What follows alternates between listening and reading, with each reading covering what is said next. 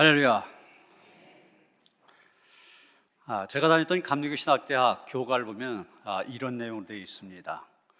광야에 소리치며 굽은 길 곱게 하니 그 이름은 예언자, 그 이름은 예언자. 부름받은 젊은이들 그 몸들여 단련하는 감리교 신학대학, 감리교 신학대학. 빛나거라 그 전통, 자라거라 그 자손, 비추어라 그 불빛, 복음의 투사. 이런 내용입니다. 지금도 동문회 모이면 공식 행사 때 이 교가를 부르고 또 학교 다닐 때 많이 불렀었죠.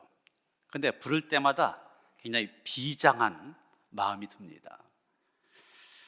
그 이유가 여기 보면 뭐 광야란 말도 나오고 예언자, 뭐 투사 이런 말들이 나오지 않습니까? 목회자로서 내가 앞으로 가야 할 길이 이 광야 같은 세상에서 예언자로 복음의 투사로 살아간 거구나.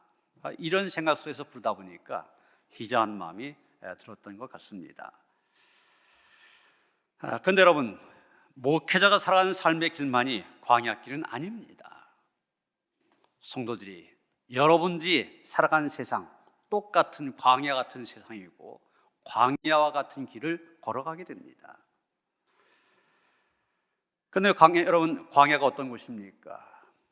최근 여러 번 말씀을 드렸던 것처럼 광야는 사람이 살아갈 수 없는 곳입니다. 풀이나 나무 전혀 자랄 수 없는 민둥산, 허벌판이었습니다. 낮에는 내리쬐는 태양이 대지를 불구덩이로 달구었습니다. 밤이 되면 칠흑 같은 어둠과 냉기가 온 광야를 둘러덮었습니다. 사람이 이런 광야에서 살아남으려면 살인적인 더위와 얼어 죽을 수 있는 그런 추위와 싸워야 했습니다. 어느 누구도 함께 해주지 않는 고독과 싸워야 했고 아무것도 먹을 것을 마련할 수 없는 굶주림과의 싸움에서 이겨야만 했습니다. 오늘 우리가 읽은 말씀, 바로 이 광야에서 예수님께서 마귀로부터 시험을 받은 이야기입니다. 지난 수요일, 제수요일부터 사순절이 시작되어지고 오늘 사순절 첫 번째 주일 아닙니까? 전통적으로 이 사순절 첫 번째 주일에는 시험을 이기신 예수님 주제로 해서 설교를 하고 있습니다. 복음서만 다를 뿐이지 거의 같은 주제로 설교를 하고 있는데 오늘도 이 사순절 첫 번째 주일 이 말씀을 통하여 예수께서 어떤 식으로 시험을 받으셨는지 그리고 그 마귀의 시험을 어떻게 이기셨는지 함께 생각하며 은혜를 나누고자 합니다. 먼저 우리가 생각할 것은 아니 예수님이 왜 마귀에게 시험을 받으셨냐 이겁니다. 사실 이게 이해가 안 되는 말입니다. 예수님이 마귀에게 시험을 당하셨다. 상식적으로 말이 되지 않습니다. 예수님 성자 하나님이시잖아요. 성부 하나님, 성령 하나님과 함께 삼위일체의 하나님.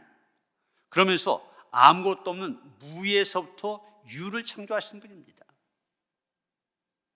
그런데 마귀는 어떤 존재입니까? 이 삼위일체 하나님에 의해서 창조된 존재, 창조된 천사였습니다. 그런데 타락하면서 하나님을 대적하는 그런 존재가 되었습니다. 예수님은 창조하신 분, 마귀는 피조물. 그런데 어떻게 창조하신 분이 자신이 만드신 피조물에게 시험을 받을 수 있습니까? 야고보서 1장 13절에 보면 이렇게 말하고 있습니다. 하나님은 악에게 시험을 받지도 아니하시고 친히 아무도 시험하지 아니하시느니라. 하나님 시험을 받지도 않으시고 또 시험하지도 않으신다고 하였습니다. 그렇습니다. 누가 감히 하나님을 시험할 수 있습니까? 시험한다면 하나님께서 시험하실 텐데 그것도 하지 않으시겠다고 말씀하십니다. 그럼 예수님이 마귀로부터 시험을 받으셨다. 이것을 어떻게 이해할 수 있습니까? 잘 가만히 생각하면 간단합니다. 예수님은 마귀가 감히 시험할 수 없는 분이시지만 마귀가 시험할 만한 존재가 되셨다는 얘기입니다. 마귀가 볼 때 만만하게 보고 다가와 시험할 만한 그런 존재가 되셨다는 얘기입니다. 서울의 효창공원에 가면은 대한노인의 서울시 연합회가 있습니다. 그 건물 안에 노인생애 체험센터가 있어요. 젊은 사람들이 노인 체험을 통하여서 노인을 올바로 이해하고 노인들을 위해서 어떻게 환경을 개선해야 될까, 이런 것들을 일깨우기 위한 그런 프로그램들이 거기서 진행이 되고 있습니다. 참가한 사람들은 이런 관절 부위 움직임을 둔화시키는 억제 대를 차고 또 이 손목과 발목에 모래 주머니를 찹니다. 젊은 사람들은 허리가 펴져 있는데 허리를 억지로 이렇게 구부정하게 만드는 조끼를 입고 또 잘 보이지 않는 특수 안경을 쓰고 또 귀마개도 착용합니다. 그러면 그 체험에 참가할 사람들을 구부정하고 느릿느릿한 80대 노인으로 변신합니다. 그렇게 온갖 것들을 착용한 다음에 계단도 내려가 봅니다. 그리고 횡단보도도 건너가 봅니다. 그러면서 노인의 현실을 체험하는 거예요. 이런 체험을 통해서 젊은 사람들이 노인들을 보다 잘 이해하게 되고 내가 노인들과 함께 살아가기 위해서는 어떻게 해야 될 것인가, 이런 것을 알게 되는 겁니다. 그런데 여러분, 예수님이 인간이 되셨다고 하는데 이것은 이런 어떻게 보면 인간 체험 행사, 여기에 참여하신 것이 아닙니다. 예수님은 정말로 연약한 인간이 되셨습니다. 그래서 마귀가 만만하게 보고 시험하려고 덤벼들었던 겁니다. 히브리서 4장 15절 16절 보면 이렇게 말하고 있습니다. 우리에게 있는 대제사장은 우리의 연약함을 동정하지 못하실 이가 아니요 모든 일에 우리와 똑같이 시험을 받으신 이로되 죄는 없으시니라. 우리와 똑같은 인간이 되셔서 마귀에게 똑같이 시험을 받으셨다는 얘기입니다.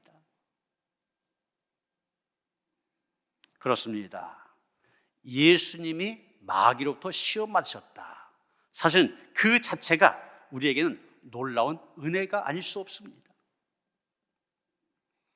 예수께서 우리를 구원하시려고 인간이 되셨고 마귀에게 시험을 받으신 것입니다. 더 정확하게 얘기한다면 감히 마귀가 바라볼 수조차 없으신 분이 마귀가 만만히 볼만한 그런 사람이 되어주셨고 심지어 마귀에게 시험받는 그런 존재가 되어주신 것입니다. 그래서 우리는 이 말씀을 묵상하면서 먼저 주님의 은혜를 생각하지 않을 수가 없습니다. 시험 받으실 그 자리까지 낮추신 주님의 은혜 앞에 감사하지 않을 수 없다는 얘기입니다. 다음으로 우리가 또 생각하게 되는 것은 예수께서 무슨 시험을 당하시냐는 겁니다. 본문 3절에 보면 시험하는 자가, 이런 말이 나오고 있습니다. 마귀를 가리켜서 시험하는 자, 이렇게 부르고 있습니다.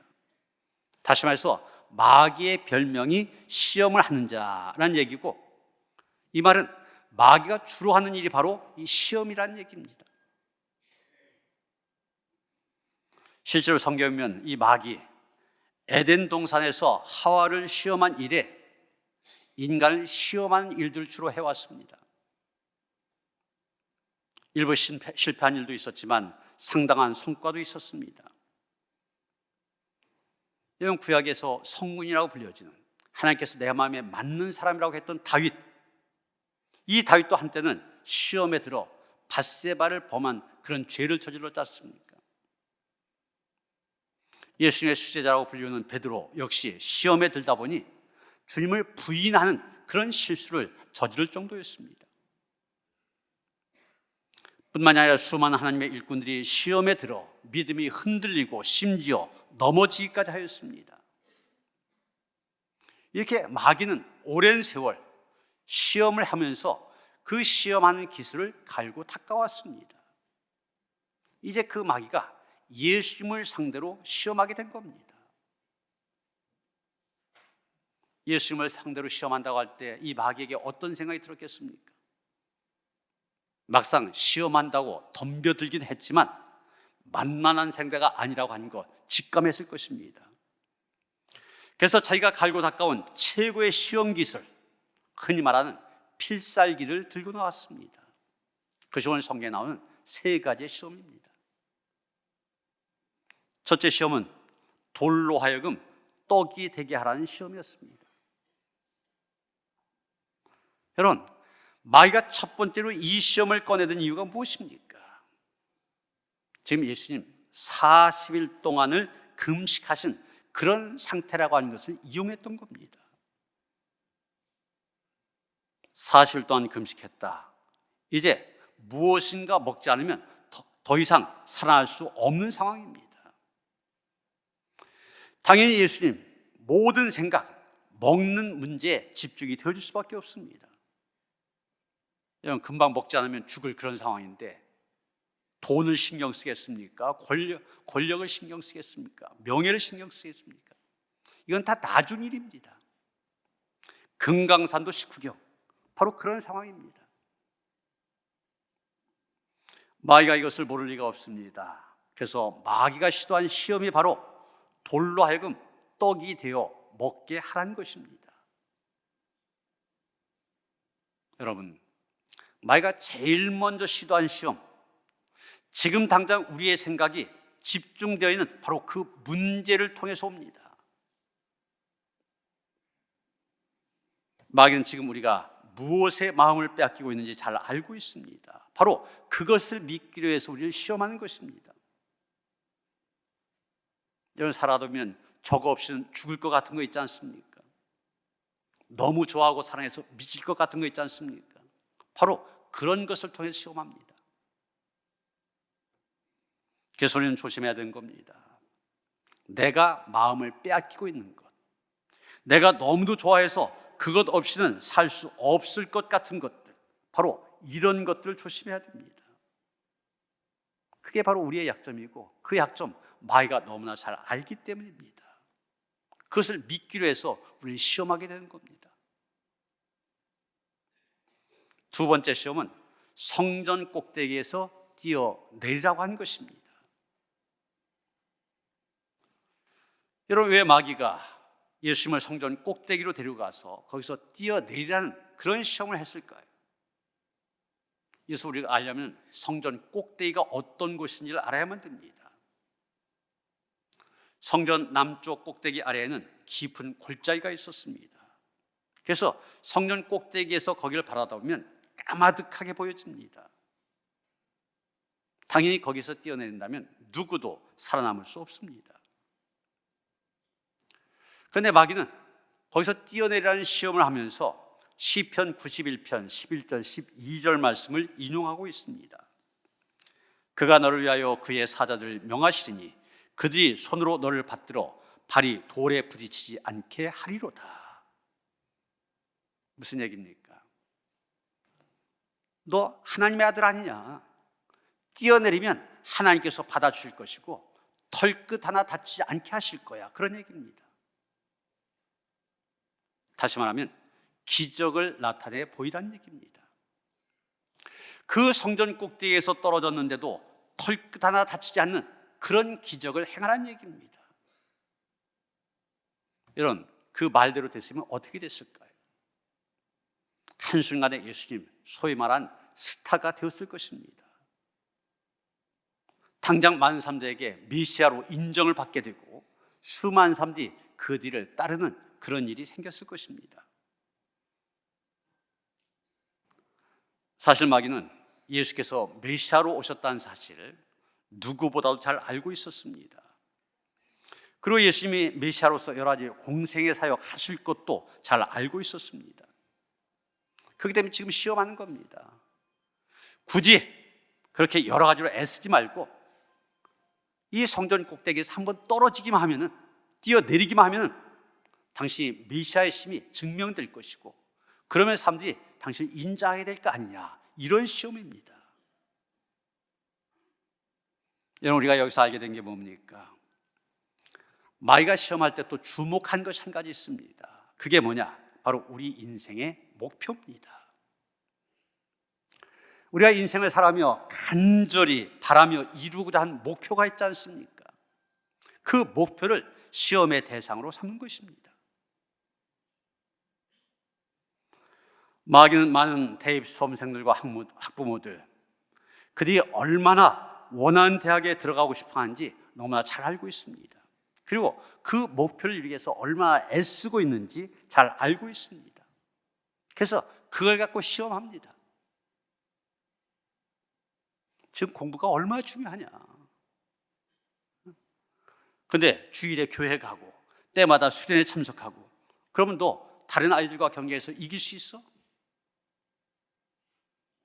그러니까 지금은 쉬고 교회는 나중에 대학 들어간 다음에 그때 다니면 돼. 많은 수험생들과 부모들이 고개를 끄덕하며 이 마귀의 시험에 빠져듭니다. 실제로 교인들로부터 나중에 후회하는 소리를 많이 들어요. 내가 그때 애들한테 왜 그랬나? 그래서 우리가 조심해야 되는 겁니다. 우리가 목표 삼고 있는 것 마귀가 잘 알고 있습니다. 그것을 이루기 위해서 우리가 애쓴다는 사실 잘 알고 있습니다. 그래서 그것을 통하여서 틈을 찾으려고 하는 겁니다. 조그만 틈만 보이면 그 틈을 가지고 흔들어 보려고 호시탐탐 기회를 엿보고 있는 것입니다. 그래서 우리가 조심해야 되는 겁니다. 눈을 부릅뜨고 경계해야 되는 것입니다. 세 번째 시험, 자기에게 경배하라, 자기에게 절하라는 시험입니다. 마귀는 예수님을 지극히 높은 산으로 데려가서 천하 만국과 그 영광을 보여주었습니다. 그리고 자기에게 경배하면 이 모든 것을 주겠다, 그렇게 말합니다. 이건 예수님이 전혀 생각하지 못했던 제안입니다. 다른 거 필요 없다, 절 한 번만 하면 생각지도 않는 이 엄청난 것들 얻을 수 있게 해주시겠다, 그런 제안입니다.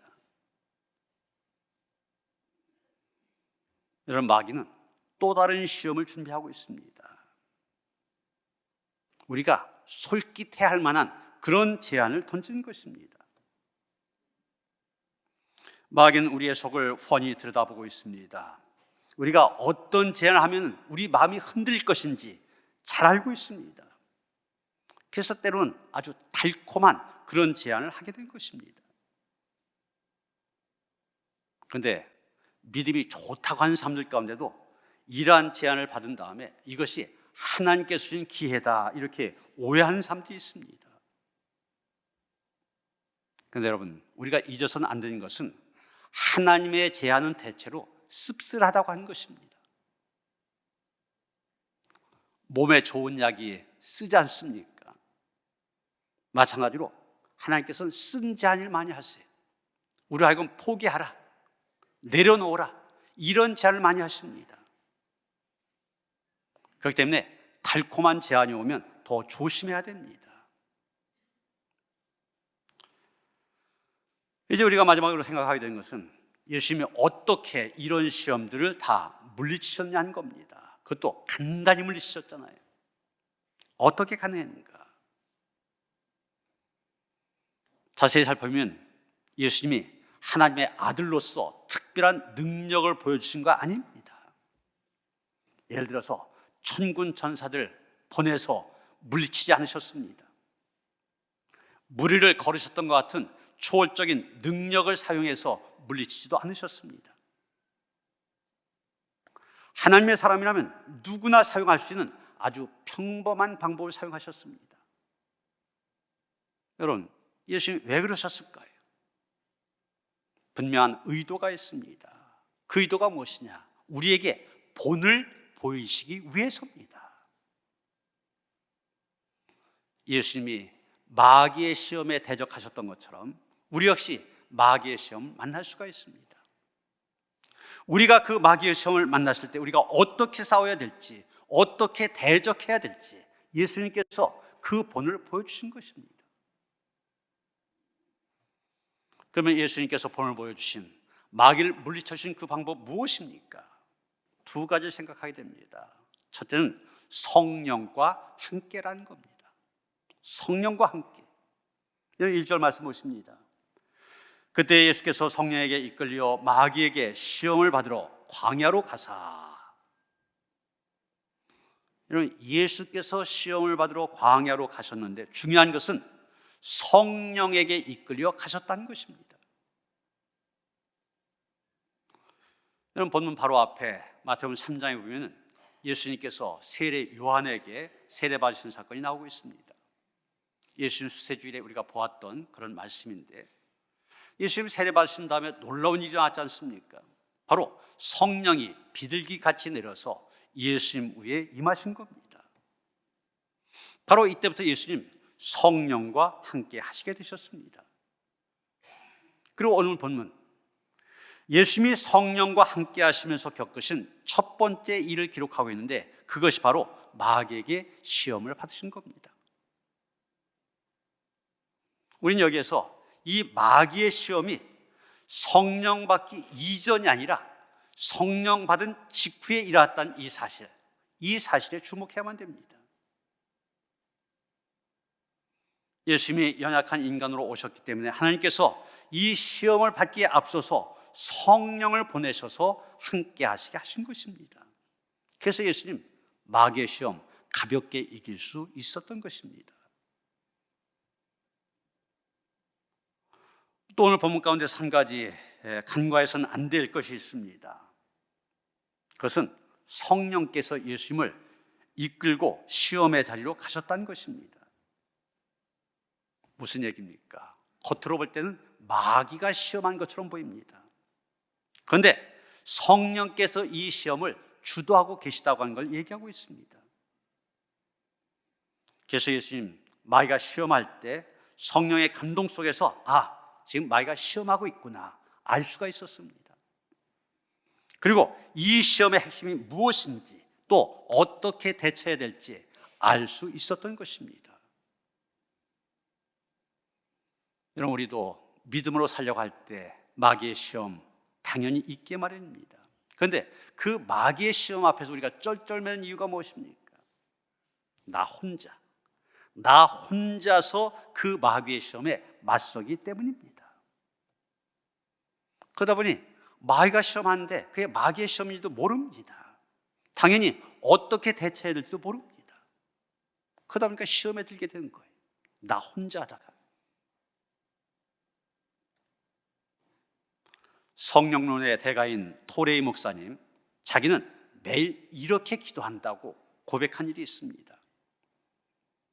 난 매일 아침 일어나면 성령 충만을 위해 기도합니다. 왜냐하면 성령 충만하지 않으면 오늘 하루 나는 너무 쉽게 흔들릴 수 있는 사람이기 때문입니다. 정말 영성이 깊은 사람이었지만 매일 성령 충만하지 못하면 그 사람도 흔들리기 쉽다. 잘 생각해야만 됩니다. 그러면서 또 이런 고백도 했습니다. 제가 성령 충만하다고 느끼지 못할 때 함부로 말하지 않도록 도와주십시오. 성령 충만하지 않을 때 말하면 실언이 되기 쉽고 사람들에게 상처를 주게 되기 쉽기 때문입니다. 하나님, 제가 성령 충만하지 않을 때 인생에 중요한 결정을 하지 않도록 도와주십시오. 성령 충만하지 않으면 저의 결정이 항상 잘못될 수 있기 때문입니다. 여러분, 우리가 성령 충만하지 않으면 마귀가 시험할 때 그게 마귀의 시험인지 알지 못합니다. 또 안다고 해도 어떻게 대처해야 될지 알 수 없습니다. 그러나 우리가 성령 충만하게 되면 지금 겪고 있는 일, 이게 마귀의 시험 때문에 생긴 일이구나 알게 됩니다. 그리고 성령의 감동 속에서 어떻게 대처해야 될지 알 수 있게 됩니다. 그래서 우리는 예수님처럼 성령과 함께 해야 됩니다. 특히 성령 충만해야 됩니다.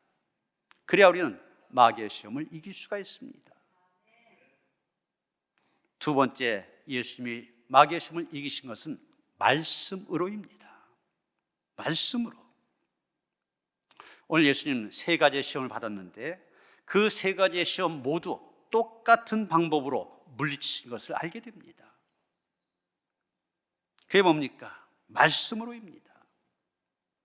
4절, 7절, 10절에 보면 마귀가 시험했을 때 예수님이 반복해서 하신 말씀이 나옵니다.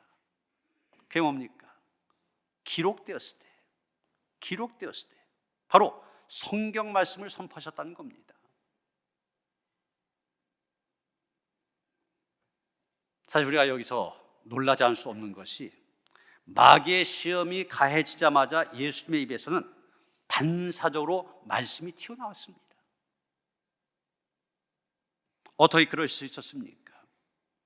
예수님 늘 말씀을 묵상하며 사셨고 마음에 그 말씀을 담아 두셨기 때문입니다. 그러다 보니 시험이 시작되자 성령의 감동으로 마음속에 담아뒀던 말씀 가운데 적절한 말씀을 찾아내셔서 그 말씀으로 마귀를 공격하신 것입니다. 물론 우리가 번번이 이렇게 할 수는 없습니다. 그러나 중요한 것은 우리가 마귀의 시험이라고 깨닫는 순간 우리도 예수님처럼 말씀을 생각하려 해야 된다는 것입니다. 성경은 이 시험에 대해서 무엇이라고 말하는가 질문을 해야만 됩니다. 그리고 그 질문에 답을 찾게 해달라고 성령께 도우심을 구해야 됩니다. 그럼 우리에게 바로 말씀이 떠오르지 않을 수도 있습니다. 그러나 결국 성령의 도우심으로 말씀을 붙잡게 될 것입니다. 우리가 이 주일마다 듣는 말씀을 통하여서 또 새벽 기도의 말씀을 통하여 또 개인적으로 성경 읽는다든지 성경 묵상하는 이런 일들을 통해서 우리는 때마다 적절한 말씀을 붙잡을 수 있게 됩니다. 그리고 그 말씀으로 시험을 이길 수 있게 된 것입니다. 말씀을 우리가 섭취하게 되면 우리 안에 변화의 힘이 생깁니다. 그 힘이 우리에게 새 생명을 주고 우리를 새 사람으로 변화시킵니다. 요한복음 5장 14절 예수님 말씀하셨습니다. 내가 진실로 진실로 너에게 이르노니 내 말을 듣고 또 나 보내신 이를 믿는 자는 영생을 얻었고 심판에 이르지 아니하나니 사망에서 생명으로 옮겼느니라. 말씀을 들을 때 믿음이 생기고 그 믿음으로 영생을 얻는 것입니다. 죄와 사망에서 구원을 받게 됩니다. 그리고 믿음으로 영생을 얻은 사람 계속 말씀을 성취하면서 그 생명이 풍성해집니다. 요한복음 10장 10절입니다. 내가 온 것은 양으로 생명을 얻게 하고 더 풍성히 얻게 하려는 것이다. 예수 우리에게 생명을 주시되 더 풍성히 주십니다. 그러니까 생명은 점점 성장한 것입니다. 육신적으로 볼 때 어린아이가 점점 자라서 성인이 된 것처럼 우리의 영혼도 성장하게 되고 그러면서 우리의 인격과 삶도 놀랍게 변화가 되는 것입니다. 여러분의 삶이 변화되기를 원하십니까? 우리 가족과 주위 사람들에게 변화가 생겼으면 좋겠다는 생각이 드십니까? 말씀을 섭취하시길 바랍니다. 그 말씀을 전하고 가르치시기 바랍니다. 바로 그 말씀이 변화를 일으키는 힘이 되어질 것입니다. 사랑하는 성도 여러분, 예수께서 마귀에게 시험을 받으셨습니다. 말씀드린 것처럼 그 자체가 우리에게 은혜가 되어집니다. 왜? 우리를 구원하시려고 연약한 인간이 되셨기 때문입니다. 그리고 우리에게 시험을 이길 수 있는 소중한 가르침을 주셨습니다. 우리가 성령과 함께하는 삶을 살아야 된다고 하는 것, 말씀으로 물리쳐야 된다고 하는 것.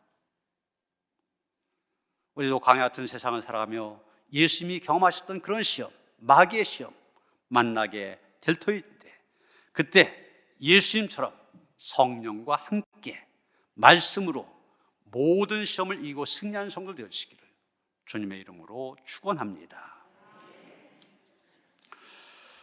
광야 같은 세상을 살아가면서 우리에게도 예수님이 겪으셨던 시험 겪을 수가 있음을 고백합니다. 하나님, 우리가 말씀을 통하여 그 시험을 헤아려 분별할 수 있게 하여 주시옵소서. 말씀의 능력으로 성령의 도우심으로 이기게 하여 주시옵소서. 그래서 이 세상 다날 날까지 하나님의 온전한 백성으로 하나님의 온전한 자녀로 믿음을 지키며 끝까지 승리하는 성도들 되게 하여 주시옵소서. 예수 그리스도 이름 받들어 기도하여 싸움나이다. 아멘.